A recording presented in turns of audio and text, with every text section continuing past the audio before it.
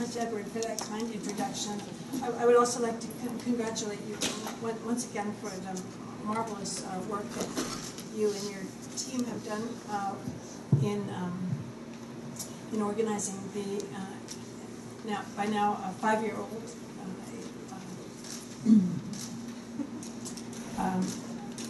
Asia Art Week in the Bay Area. So my task today is a quite enjoyable one. I will simply introduce the speakers and then wave a sign at them if they speak for more than about 25 minutes. So we'll have the speakers one after the other, and then questions and discussion at the end. So please, if you have a question, write it down or remember it so that we can look at it at the end. So our first speaker today is Abby Chen, the Senior Associate Curator and Head of Contemporary Art at the Asian Art Museum in San Francisco. Her appointment there confirms an expanded program of contemporary art at the museum.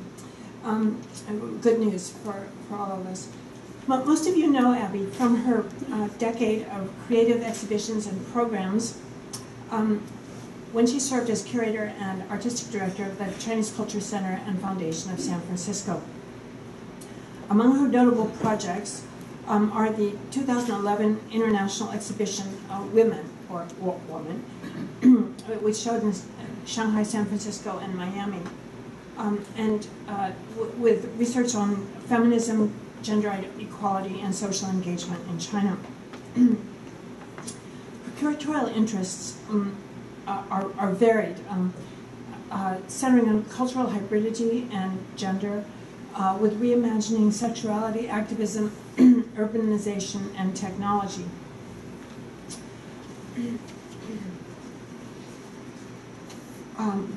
Abby was the Asian Cultural Council 2018 Fellow, as well as a National Endowment for the Humanities 2012 Summer Scholar. She's an alumna of the Getty Leadership Institute and received her Master of Arts in Visual and Critical Studies from the California College of the Arts. Her talk today bears the title Ink Possible. Please welcome her for her talk.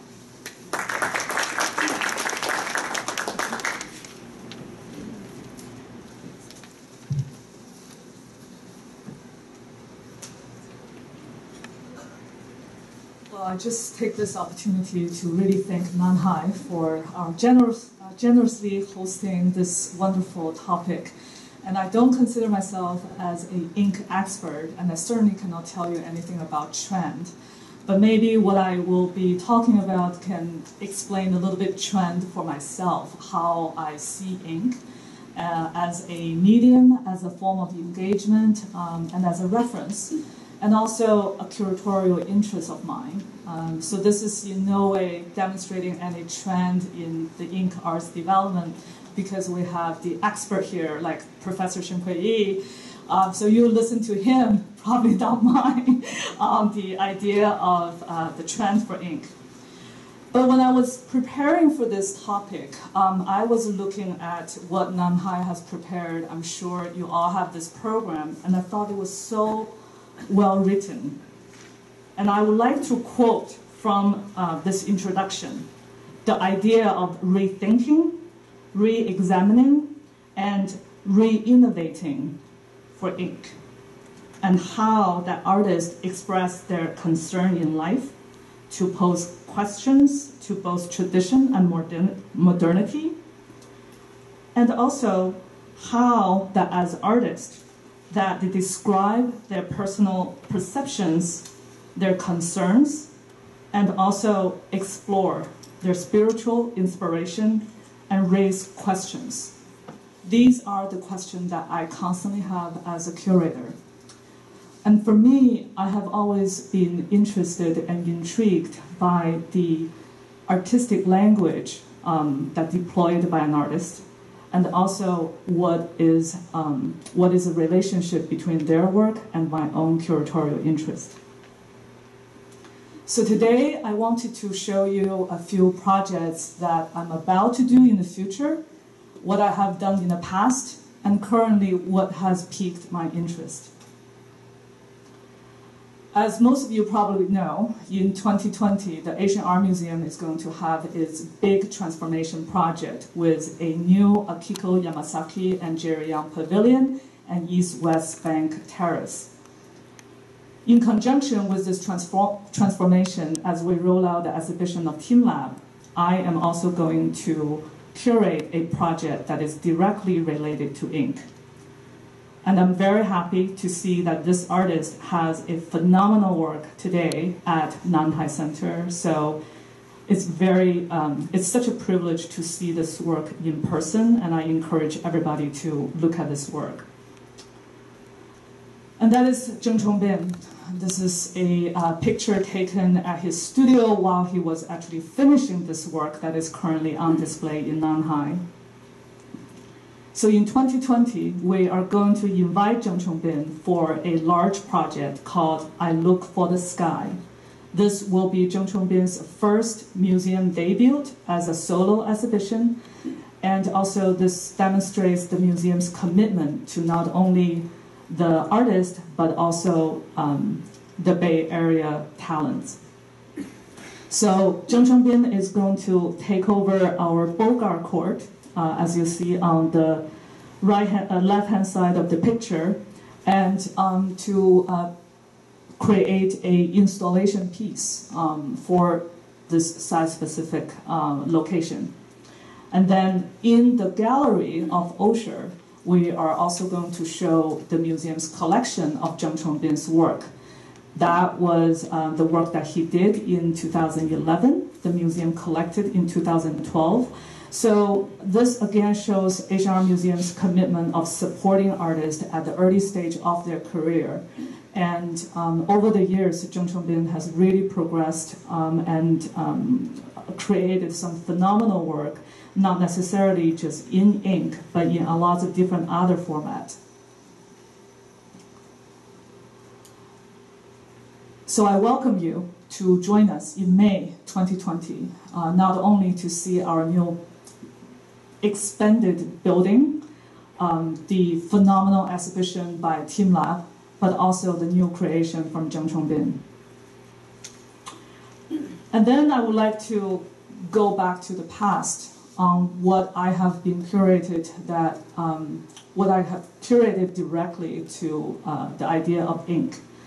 So in 2013, I worked with Dr. Mark Johnson to curate this multi-site exhibition called Moment for Ink that had the exhibition taken place in both San Francisco State University and the Chinese Culture Center where I used to work, with additional sites in Asian Art Museum and Silicon Valley Art Center.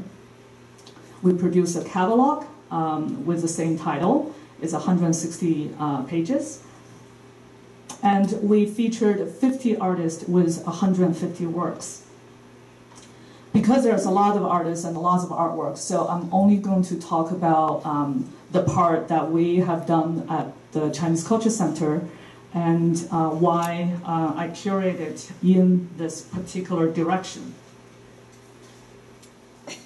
So when I was first invited to curate a show about ink, I told Mark Johnson I'm really not an ink expert.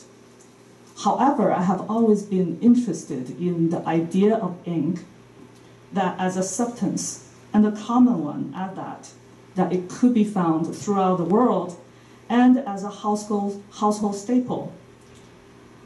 But why is it the case that we always, when we're talking about an ink painting, we're very much centralized on the Chinese ethnicity, and also at the same time, they're predominantly male artists that are in these shows. As Julia shared with you, that 2011, I have curated this show called Woman on Feminism and Genderqueer, and I applied this same kind of thinking into this exhibition as well. So on the cover, what you're seeing is the entrance, where we invited Jonathan Walraven, who was influenced by ink when he was growing up as a child, but continued to use ink as his medium. And this is himself standing in front of his work. He rarely used paper for his work. It's always ink in a space. And this is what he created inside of the Chinese Culture Center. And in 2016, we also invited him back to do a solo show. And when I asked him about the intangible aspect of his work and why that he is not thinking about having people safekeeping his work by putting on a paper form, he said for him, the eternity lies at the moment when you look at the painting, not the safekeeping of the work. And this is the work that the late Michael Sullivan highly complimented on how he painted the hand. We also featured Kiki Smith, a very phenomenal artist of our time. And this is the work that collected by Pompidou on ink on paper, and we featured the 3 chair in the Chinese Culture Center at the time. And when I was talking to Kiki, because given her caliber, for a Chinese Culture Center that doesn't have humidity control and temperature control, to have her work is actually a daunting task to negotiate with her gallery. But she said, for her, she was never invited in this kind of conversation, and she was very interested in participating. And that's why she was very supportive of the show and participated in the show. We feature Nancy Chen, a local woman artist. This is her one of her whole series called Katie. And then Zhang Chunhong, who was recently exhibited here in Nanhai. She was trained in Kapha also as a traditional painter, but this is the work that she used charcoal, but applying the same idea of ink. This is ink on paper, and this is graphite. We also featured Toyin Otula. When I first met her, she was still in school with me, and we were joking. No, actually, I wasn't joking. I was asking her to paint me a portrait, and she said, "Abby, you're going to be black." I said, "No problem. I would love to have this portrait painted by you." But very little did I know that she was about to be signed by Jack Sherman, and she agreed to be in my show. By the time we opened the show, it was already very, very difficult to get her work. And of course, she had this big solo show in Whitney recently. But at the time, we were able to secure the work based on the friendship. Nowadays, it's probably going to be becoming more difficult. But I love her work. So that gives you a nutshell of just in this particular show, what I'm trying to ask, and what I tried as a curator to answer these questions I initially had.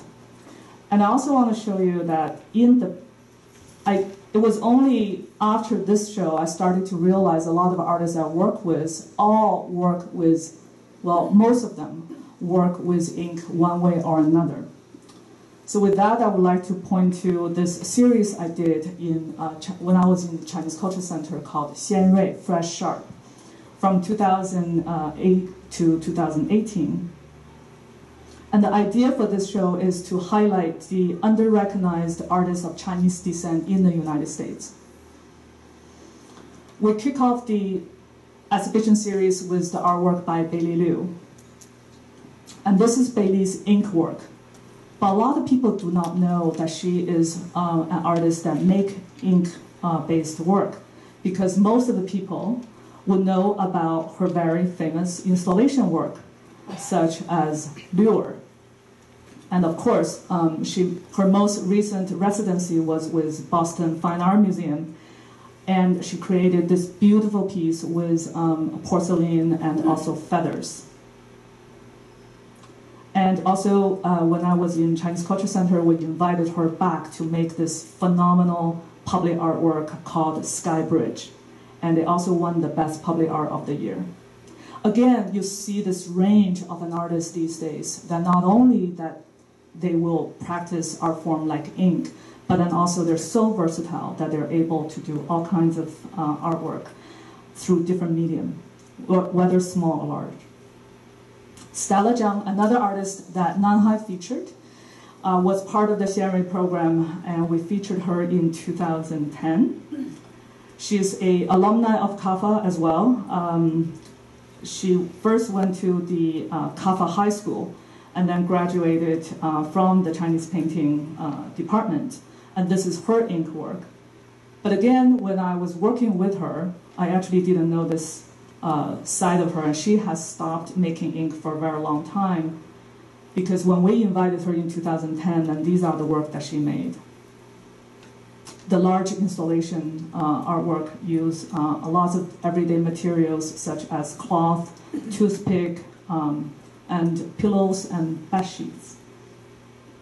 And of course, in 2011, I was working with Zheng Chongbin when we demonstrated his whole series of artwork, and it was at that time, while the majority of his work were ink-based work, he started to try out installation work, and that was the piece at the very end, video installation. But then he started to make more ink-related installation work, and this is something that he did in the Shanghai Biennial in 2016. Also, the artist Summer Mei-Ling Li, again known as a video-based artist, but she also had a whole series of ink work on cloth, or ink on fabric. And this is a self-portrait called Elegy. And this is a ink on fabric video installation that she showed both in Shenzhen and also at the untitled opening hallway. And also her work is collected by the Shenzhen Hexiangying Art Museum.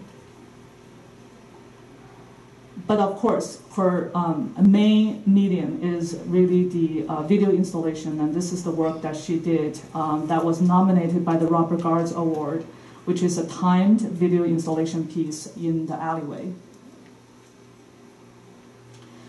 So I hope by what I will curate in the future, and also what I have curated in the past, it gives you some sort of idea on the trend of my own curatorial approach. And then I would like to share with you what I have been interested recently in terms of ink and the idea with society. And going back to what the introduction of this program was talking about, raising questions. And over the years, I have been increasingly interested in how ink plays a role, or how ink works with public space.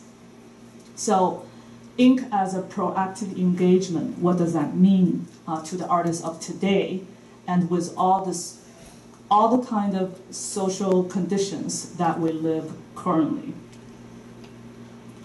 So Present Tense was another exhibition series that I worked on since 2009. And it happens on every odd year. And if you have opportunity, I would still recommend you to check out the current Present Tense 2019 that is in Chinese Culture Center. I had nothing to do with it, even though I was helping at the beginning. It was really the colleague over there, Hui Liang, who put that together. But what you're seeing on the picture was this Present Tense 2017, The Resistance of Space. And this year, their theme is called Task of Remembrance. So Present Tense look at the present tension in the society.